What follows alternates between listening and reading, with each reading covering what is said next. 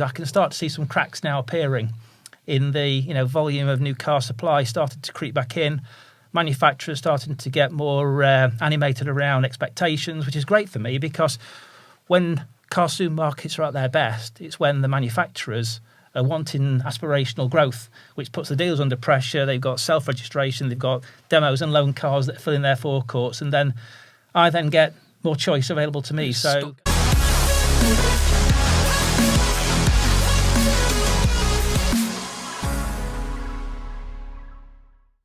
Hello and welcome to this latest episode of the AM News Show. As ever, if you'd like to hear insightful interviews with industry executives, then please do hit that subscribe button and make sure that you catch up with any future episodes. Joining me today, I'm really pleased to have Nigel Hurley, the Chief Executive of CarShop, the car supermarket chain, and also Emeritus Professor Jim Saker of Loughborough Uni, who's also President of the Institute of the Motor Industry. Thanks both for joining us in the studio today. And also, this is our first podcast with our new Deputy Editor, M.A. Turner, so it's great to have you on board, M.A. Starter for 10 for both of you. Chinese brands. We'll start with that. There's a lot of news at the moment about new brands coming into the UK. Dealers seem to be grasping opportunities to add these brands into their showrooms. In some cases, filling gaps which have been left by reductions of some of the traditional brands. From the dealer's perspective, is it a really good opportunity, or is there more kind of behind this, do you think? Well, I think the interesting one is that if you remember in AM a little while back, you published a survey which actually said that half of the dealers think Chinese EVs will force traditional brands to fold. So I think it is a changing dynamic that with the Chinese brands coming in, that will present challenges for the existing brands in operation. I guess it will do, but it's going to be quite a challenge for some of these to get established, isn't it? Do you think, or do you think with the transition to EV, actually the public is much more accepting of new brands in the market? I think it very much depends on the pricing structure that comes into play. When it comes if obviously China has a major advantage at the moment that they control 95% of the world's production of batteries and also the supply chain from the point of view of raw materials. And if you go back to the days of Henry Ford, when he first set up, he ensured that there was a supply chain in place. He bought a plantation in South America, had a steel works and a coal mine, and guaranteed the supply, the supplies coming in to fund and basically operate that particular works. The difficulty with the situation at the moment is that China holds the upper hand, that their strategy has been brilliant, and as a strategist, I kind of really admire it, that they've guaranteed the supply chain. They've invested heavily in Africa, the Belt and Road Initiative going into Africa.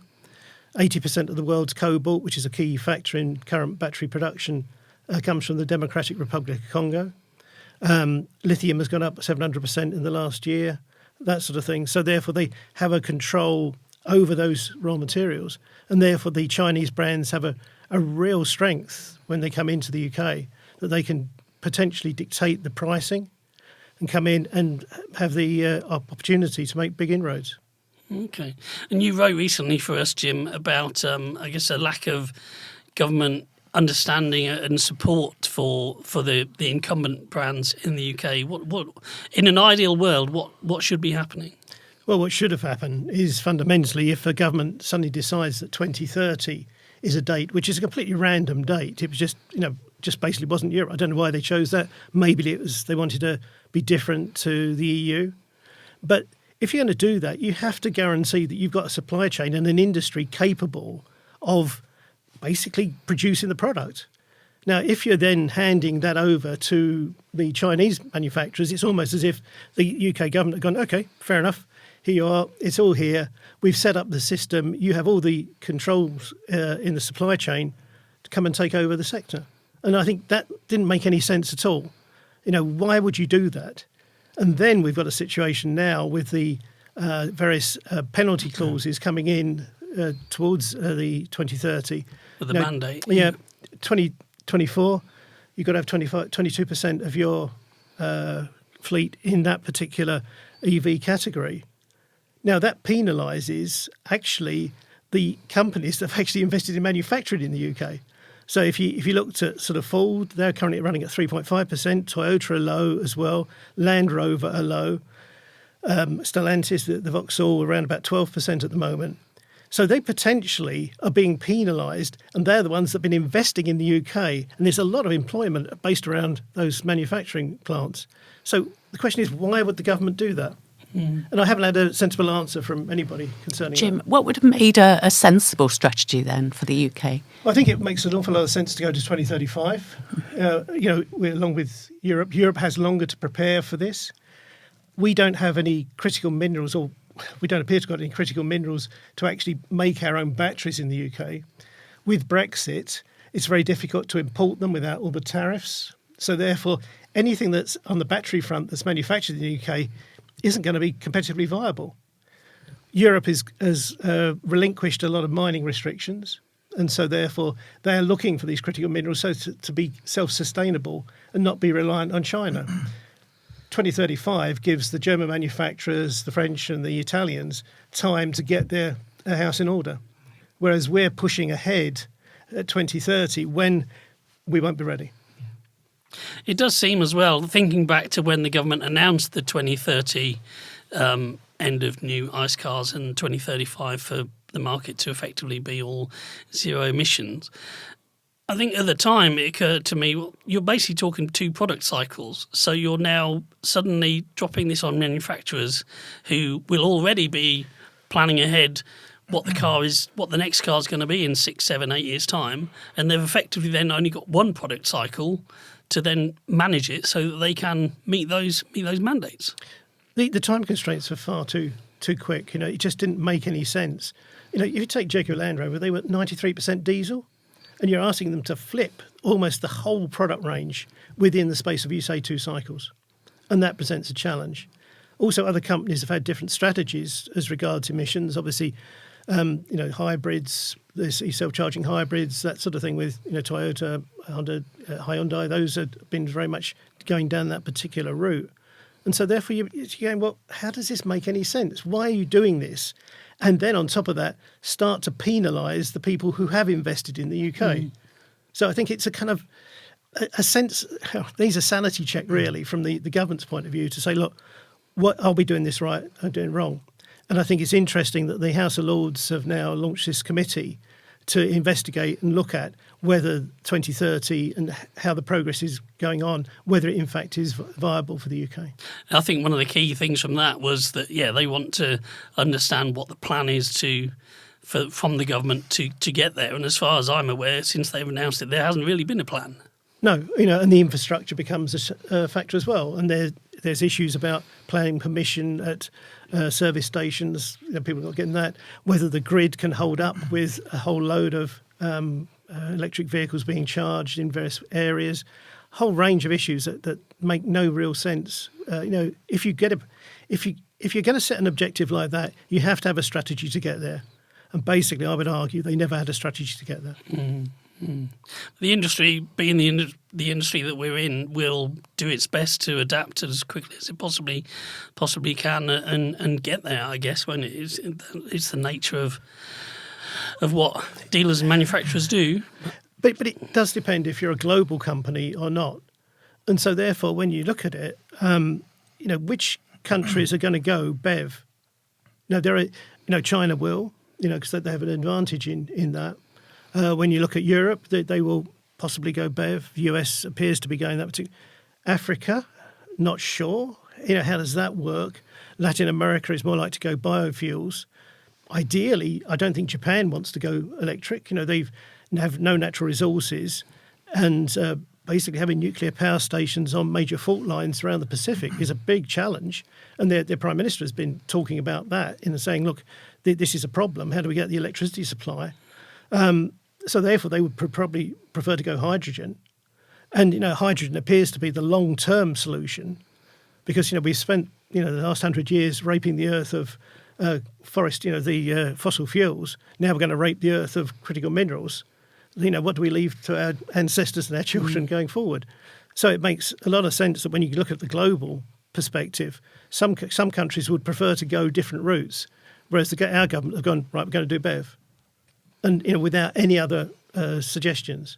It would make more sense, because we have no natural resources, that if the UK invested in hydrogen technology, invested in getting green electricity, and then you produce green hydrogen, then you start to go, that makes a lot more sense, because at least it's something that we can be sustainable with and not reliant on other countries. Okay.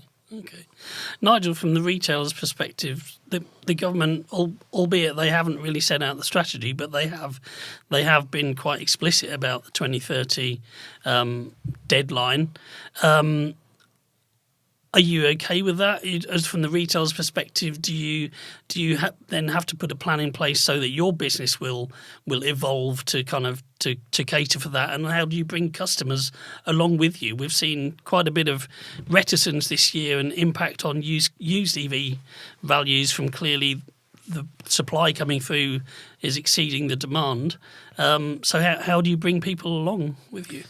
Well, I suppose in my world, in the car supermarket world, where we've got only 1% of our stock today is electric, it's a little bit remote for me to sort of get my head around what's going to happen in the franchise world, but I can give you an opinion really on that. And I think what we've found so far is that the electric proposition over the last few years has grown, as we've seen. And I think more in the corporate world, through the advantages through owning a car in a corporate sense. I think the private sector, obviously, that's not taken off as well, and we've seen the impact of that in the used car market, obviously with all the volatility. And I think as a consumer, there is so much choice out there now in terms of cars that they can choose from in terms of electric, so much confusion in terms of confidence over of infrastructure, and range anxiety I think still exists. And I think if you're poodling around locally, it's a perfect car, and if you've got any variety in your distance throughout your life, probably it's a gamble today. So I think electric's growing. I think from a retailer's point of view, we'll have to adapt. If the manufacturers will always lead the way, we can influence the manufacturers through dialogue and conversation, but ultimately the manufacturers will lead the way, and as a retailers we will be forced to evolve and adapt as fast as we have to. We'll have no choice. Yeah, absolutely. So talking of evolving and adapting, tell us a bit more about how CarShop has coped with this kind of supply shortages that we've had in recent years, and anything that you've been able to do to mitigate some of that. Well, that has been and still is my biggest challenge as a car supermarket. We have to buy, prepare and sell thousands of cars each month, and that brings with it challenges. So the supply chain is critical to that. That fundamentally is where it can start and finish, really. So if I think back to when I first joined, I came from a franchise world where I've been part of for the last 30, 40 years, and I joined CarShop back in December of 2019, which was pre-COVID, and I was quite excited about the year ahead, because we were still, the supply chains were open, the channels that where we could locate cars were numerous, and actually there was so much choice out there available that if you were skilled at buying, you could make a good margin. And that changed overnight in March of 2020. I remember it well. And we closed. And I think then from that point on, it's been a real battle, I think, for any operation that deals purely in used cars, and certainly more so for volume, car supermarkets where you built your whole framework, your whole facilities, everything has been built around, high volume turnover. And so where supply chains and channels are important, that's a problem. We're quite fortunate in the fact that a third of our stock that we retail, we self-generate, whether that be via our own part exchanges or via the Sytner Group. So that's obviously something. The Sytner Group is something that very few other car supermarkets have the benefit of, and we've been able to work closely with our team over there to enjoy levels of stock that we wouldn't get if we weren't part of the Sytner Group. So that leaves me still 2/3 that I have to locate every week externally, and those channels have just narrowed down. So self-drive hire companies, leasing companies, there were lots of channels just closed down. We used to buy cars from OEMs, that shut, and then you were left with the auction and private buying. And private buying, as we've seen over the last few years, has really turned into an area where it's ferocious. If you're a customer today who's got a part exchange, you've got numerous channels and avenues, well publicised, where you can get a really great price for your car. It makes me giggle sometimes when I hear radio adverts and television adverts where they say, sell your car to us and you can go and get a better deal in the showroom, without the part exchange. It's actually the opposite. If you've got a part exchange today, you're more likely to get a more fruitful deal on the table. So I think we've had to work really hard to exploit the channels that are available to us. So if you think about part exchanges, we've had to look at remuneration plans for our teams to get them motivated to acquire more cars than we naturally self-generate.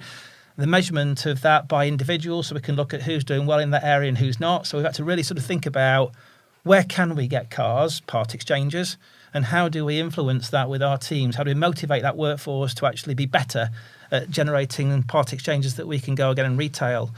And then we've looked at Sytner Group in the same way. And for us, really, we've had to try and help the colleagues in the Sytner Group buy better non-franchise cars. So what they would have done historically is they would have seen a non-franchise part exchange that they weren't an expert in, because they've been expert. If you're a BMW sales manager, you're a real expert in BMW because you sell them. You get offered a Nissan Qashqai, you've got no chance of understanding. Nobody really knows what that car's worth. So they would be cautious and price that car too cautiously, which inevitably would mean the customer would find an alternative external third party to buy that car. Yeah. And so we've had to work closely with our Sytner partners to try and exploit that, educate, give them easy solutions in order for them to be confident to buy those cars, because we see that as a great channel for us. So it's really a real battle. I think the other thing we did is we identified that older cars were by variance more unique, and as a consequence were faster turning and more profitable. So we went down that route, and that was a route we reversed out of after a year. And the reason for that was that we'd identified that older cars were turning faster, making more margin, and actually the finance opportunity on those was also greater. So we really went headlong into that environment, and that was our strategy. And then what happened is we identified that the preparation stack got constipated because these cars required more work. The preparation costs were heavier, which was fine, because as long as you bought the car right, it doesn't matter what the preparation cost is, but it just took longer. So our preparation process slowed down, so we had to get our head around that. But it was the aftermath that you didn't feel until 3, 4, 5, 6 months after sale that we hadn't anticipated that hit us hard. So customer repurchases because the cars had broken down beyond economical repair. It was post-sale, out of warranty rectification that we were having to sort of, step forward and do the right thing for our customers. And the aftermath of those older cars was almost, it made us rethink the whole strategy again. So about a year ago, last June, we changed our strategy. And it took us, as you can imagine, 3 months to completely change our stock profile. And we went from retailing anything up to 100,000 miles, which was where we were, 10 years and 100,000 miles, back to, 5 years and 50,000 miles if it was a car bought from a third party auction, and internally where we could personally inspect that car and have confidence that car was of a higher level of quality, we'd go to 7 or 8 years and 80,000 miles. So we had to really rethink what we did. So I don't think I've had to work as hard as I have done the last 3 years ever, because the market is so demanding that to make a return in a car supermarket environment, you've really got to be excellent in every area, whether that's the acquisition process, whether that's the preparation process, whether that's the sales process. I've been in the motor trade 40 years now. I joined in August 83, and inquiry management was important then. It's still important and never has gone away. And today I find myself listening to telephone calls with customers, with our teams, to try and understand what they're saying, how we're responding, and making our teams better at simple things like that. So I think to answer your question about how we've had to adapt, I'm still adapting. We've never changed strategy so often, and it feels sometimes like you're not in control, but you're just trying to find a way through that's successful and profitable, and we haven't done that yet. The only, I suppose, gap I can see is I can start to see some cracks now appearing in the volume of new car supply started to creep back in. Manufacturers starting to get more animated around expectations, which is great for me, because when car supermarkets are at their best, it's when the manufacturers are wanting aspirational growth, which puts the dealers under pressure. They've got self-registration, they've got demos and loan cars that fill in their forecourts, and then I get more choice available to me. So at some point it's going to change, but it's been, and it still is, a really difficult period for us. Do you think going forward, with a lot of the electric vehicles being sold on PCH, that the nature of the car supermarket is going to be different? Because obviously within Sytner, the basic aim with an electric vehicle is you try and keep the vehicle within the franchise 2, possibly 3 cycles. Do you see there going to be a change taking place over the next few years if EVs start to come in bigger numbers? I think it's going to take quite some time, Jim, for that to take place, and there's definitely a risk in that area. And I think we've seen that with agency conversations that have taken place with the manufacturers already around what happens to the part exchange.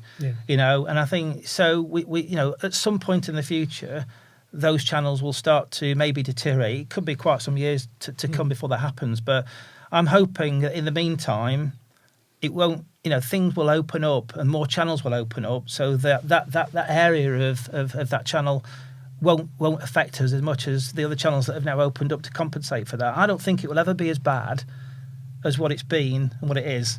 I think it will get better, but it will have its challenges, as you've just expressed. That those kind of things will be challenges to overcome.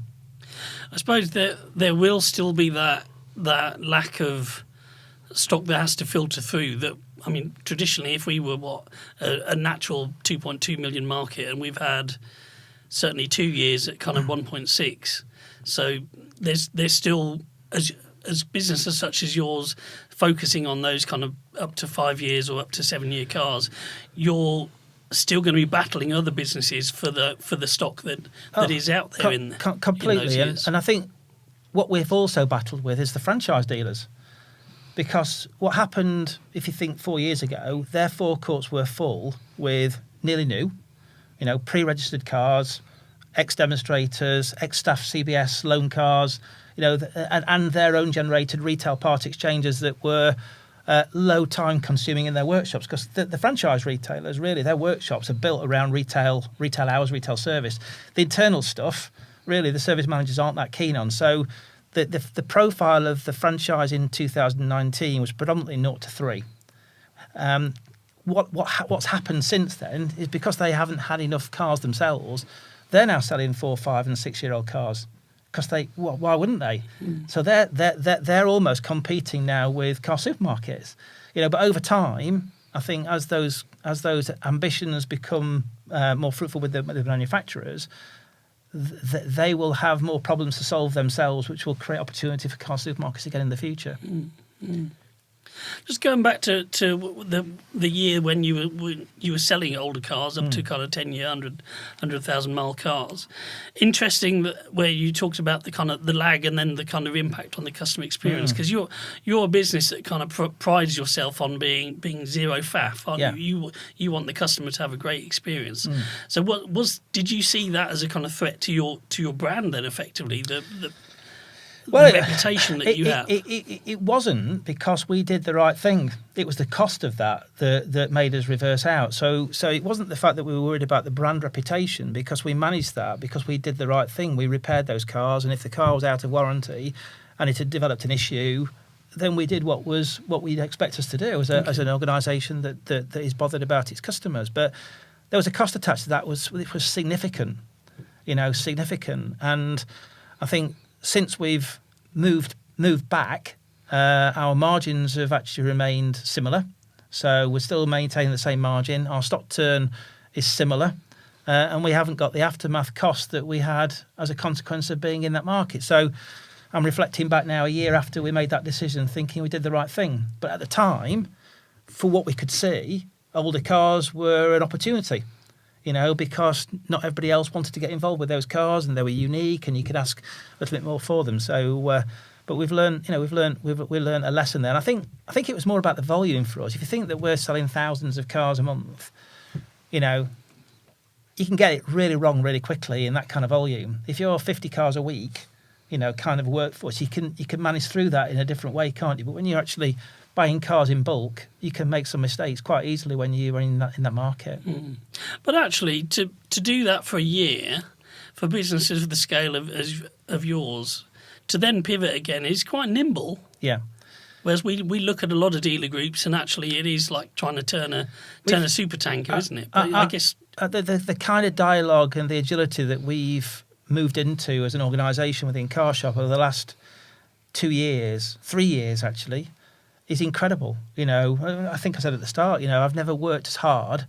I've never been strategizing as much as I have done in the last 3 years, trying to find a way through, data analysis, looking at information, trying to actually work out where the opportunity lies. And I think unless you do that in the world that I'm in today, you don't survive. Because you've got to find that path through in what is a very tricky market. I think if I think about how that's evolved in 2020, we had that period where we had pent-up demand because we had that period where we were closed. We had pent-up demand. We had lots of stock. We'd bought stock at old money. And so margins were incredible. So in 2020, we had some phenomenal margins and some incredible profits. In 2021 and 2022, we were now paying at the top of the market and in a very competitive market in terms of selling. So the margins have got squeezed. And I think you've got to be incredibly agile. I think stock turn has always been a key part of a used car world, never so more as of today. And I think certainly this next 6 months, we're expecting that the market's going to move downwards more aggressively over the next 2 or 3 months. And therefore, we've got to be more agile with our pricing and our stock turn, and we've got to get our stock into better shape. Yeah, certainly. I think CAP HPI reporting now each month we're seeing kind of 1.92% drops in market value. So it's returning to the point where dealers need to be on the ball and turning that stock quickly. Yeah, totally. The interesting one I think is coming in, isn't it? Is service link warranty.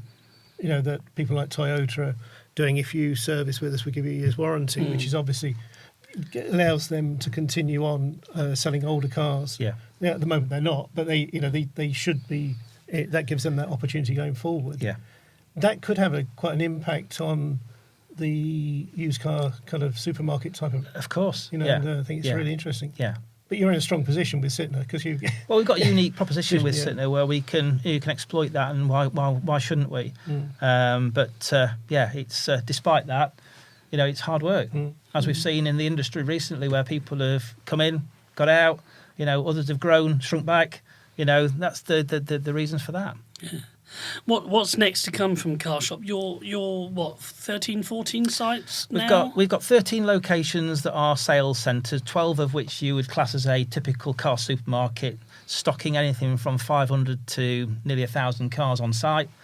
And then I've got one location, which I could say is the 13th, which is at Leighton Buzzard, which is a collection centre. So it doesn't have any stock on site, but effectively it allows people to collect from there. So we've got 12 plus 1, so 13 locations. And then we've also got 4 preparation centres, one of which is a dedicated preparation centre. And then we've got 3 others that actually are part of a store, but they do prepare for the store and others. So we've got 4 preparation centres and 13 locations today. And do you see more investment in your physical footprint, or is digital taking more of a priority now? No, I think thinking back to where we were in 19 and 20, we had very ambitious growth plans. As a consequence of that, we've got land that we've banked. So we've got physical growth available to us. Should we get back on that path? And I suspect we will grow at some point in the future in a physical sense. I think, omnichannel's become an overused word now, isn't it? But really, we are omnichannel, aren't we? And there is no digital only. It's digital as part of a process that includes a physical. That said, we've seen a real change in the mix of where our inquiries come from over the last couple of years. And whereas I remember back in my day, it used to be 50% was showroom, 50% was telephone before the internet. And then obviously in car shop world, it would have been almost 60% would have been internet driven, 40% walk-in showroom traffic, unappointed. Today, I could say it's more 75% is digitally driven, 25% is people wandering in, to see what you've got, and that's growing. That will continue to grow, I think, in that direction. It's a very interesting dynamic to watch. Absolutely. And just, I'm interested in hearing from both of you about the kind of skill sets now needed in the industry. And I know, Jim, you've done a lot of work on diversity and inclusion through your work with the IMI. Are we attracting the right people? Do we have the right people and the right skill sets now? And how are we bringing them along? And how do we attract new people into the business? Well, I think one of the things that is obviously going to take place is the move towards BEV. And the IMI have got TechSafe, which is, I think, a really sort of solid product that people should get on board with, because dealing with electric vehicles is very different to dealing with ICE. That we've had 100 years of dealing with ICE vehicles, and that becomes an issue because everybody's trained in the wrong thing. And if we move very dramatically, if the government don't roll back to 2035, there's going to be an increasing number of BEVs around, and you need properly skilled people to handle that, because people are not going to be able to on their drive, going to electrocute themselves. It's going to be a big issue. So from my point of view, we're looking to attract people because it's a different type of industry. Going forward, there's a big campaign which we've been supported by Peugeot and Phil York, their global marketing director, to do changing the perception of the motor industry. We're trying to do that to attract young people in from the whole of the community, so that we have people with proper gender balance. We have the race and ethnicity, but also the issue about neurodiversity, the number of people that are currently in the industry that suffer from but have neurodiverse issues, which need to be addressed. But we need to be an industry which attracts everybody, not just white males. And that's really something that the task force is really working towards addressing. And we're making real progress. Sytner have got Jodie Williams, who at a very senior level, looking at that particular issue and how that can be worked forward. So there's the perception campaign. We're also looking at sort of welfare hotlines and one or two other things to encourage people to express issues and make sure that the industry is really attractive to young people, but also older people who want to come into the industry, because it's going to be very different. It's not going to be crawling under cars in quite the same way as it has been in the past. It's going to be very much more a clinical environment, very much more clean environment, a lot more to do with software skills, as well as the basic mechanics. Absolutely. I mean, Nigel, certainly in the last decade or so, I've had dealer bosses tell me much more about wanting to attract experienced people with transferable skills to come into the industry. Is that the case with car shop? Well, if you think about car shop as a proposition for somebody who wants to join the motor trade, we tend not to attract people that are already experienced in the motor trade, because they're probably on a path where they look to the manufacturer world, because of numerous reasons, the training that they can get, the company car that they probably can drive, and the fact that their working pattern isn't the world that I'm in, which is a 7-day-a-week operation, with Saturdays and Sundays being the key area. So I think we tend to attract people that are fresh out of university, which is great, really. So we get raw candidates at all levels, and we have a very open mind, and have to have an open mind about the skills that these people have. So we don't tend to get people from the motor trade because of the proposition that I think we offer. And therefore, we have to work really hard at how we get those people to become industry experts. So we've got a lot of activity around people management training, skills training, scripting for our team so they know exactly what to say and how to say it. I think I mentioned it earlier about call listening and coaching. We have a very active a very active process of listening and coaching our teams. We have to, because we take those people that haven't sold cars before, and I think that's healthy for us, because we bring people in without any ideas of what they think good looks like. We can create good, and then we can help them to work on that. And do you have people who are actually surprised about how much they then enjoy working in motor retail? Oh, totally. I was talking to a young guy only yesterday that joined us from university. He just got a master's degree in business finance, and he's found himself in our call centre calling customers. And he's 3 weeks in, loving it, doing very well. He's learned and adapted very quickly. Very bright young man. But he's now thinking about his career. And I said to him, what did you want to do before you joined us, and what do you want to do now? And he was saying, well, I didn't really know what I wanted to do, but what I'm doing now, I can see if this company can offer me a career path, I'm very excited about it. So, yeah, totally. I mean, the guy who's our operations director, a guy called Jonathan Easton, he started straight from university himself as a sales consultant in our store in, I think it was Doncaster, and he's now the operations director, and he's 35 years old and doing really well. So I think the motor trade has a way, I'm probably an example of that also. I joined the motor trade back in August of 83 as a trainee. I didn't actually join because I liked cars. I found myself being interviewed for a role that the careers people thought I might be suitable for. And then I ended up finding myself in a role where the motor industry got in my blood. And I think once it's in, if you've got a career, if you've got ambition and the careers open up for you and people nurture you and mentor you, it's a fabulous place to be.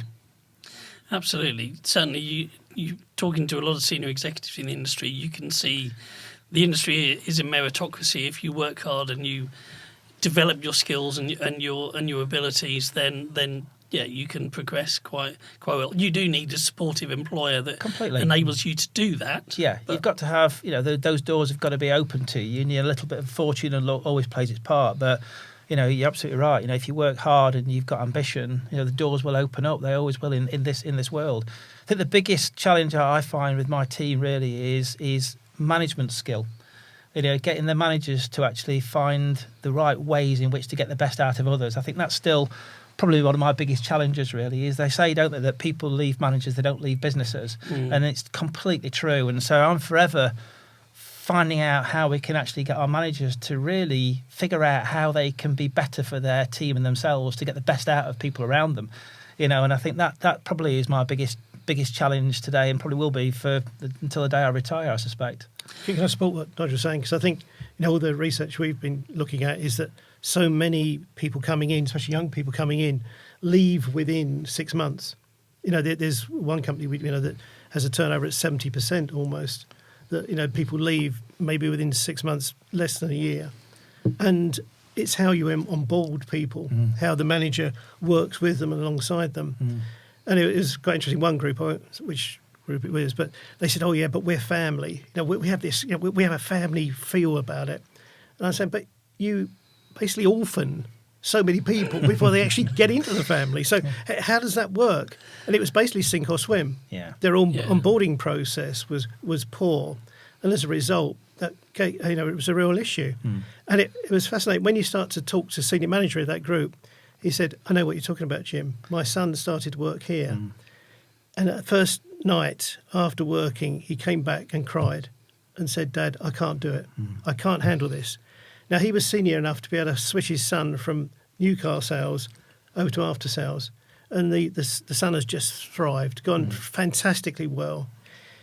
The onboarding process was poor. And I think if people as managers treated, if you ask the question, how would I like my son or daughter to be treated on their first day, their second day at work, behave like that.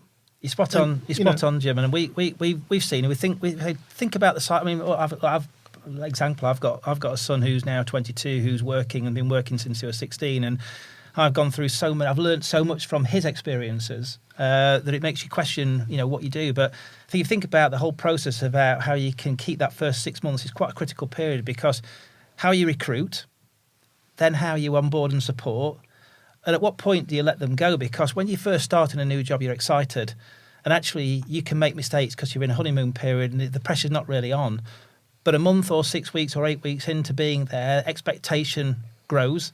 you've become forgotten now, really, by some managers because they're busy doing other things, and you've now been there 8 weeks and we've told you 3 times how to do certain things. But it's so much to absorb, whether it be the systems that you use, or whether it be the scripting, or whether it be the process, or whether it be skills, so much to absorb. And I think people get to a point at 3, 4 and 5 months in their career where they go, I now can't make mistakes because I'm going to get found out. They're going to sack me. I've got that probation period worry over my head. They look at their peers, and if their targets haven't been made clear to them about what we expect of them, they look at their peers and they benchmark themselves against that, and that puts them in even more pressure. So we've done little things like making sure that when a new starter starts in sales, for example, which is obviously a high-pressure sales environment, we said, look, this is what the salespeople have to do when they're fully qualified. That's how much we expect from them. But for you, over the next 6 months, this is exactly what we expect from you. So don't look next door at somebody who's doing really well and think that should be you. Actually, they're not. You should be doing half of that or 3/4 of that at some point. So I think how we recruit, how we onboard, how we support, and that gets back to the managers and getting them to connect with the value of doing that. I've got one manager in my team that works in after sales, and she's not lost a colleague for 2 years. And that's the highest performing team that I've got. But they're all an image of her. She's a high flyer, and she's recruited high flyers and supported them so well that every one of her people who want to work in that business for her are doing a fantastic job. And they'll all be her at some point in the future. So it is all about how you allow managers to understand how to be a good manager and get the best out of people, and how you nurture that and foster that. Yeah. And having female role models, having women as role models as well within the business is a big issue. Have people from different ethnic backgrounds as role models. Because somebody coming new to the business, they look around, there's nobody like me in the business, then that becomes an issue. Yeah. And I think you're exactly right. Yeah. I think those are issues that are across a lot of businesses as well, aren't they? But they're certainly things that are being tackled and will be tackled. Turning managers from managers into leaders, I think, is a critical thing as well. Reminding them that they're there to lead the teams and not necessarily just focus on the reports and the KPIs that everybody gets kind of bogged down with on a day-to-day basis. Fantastic.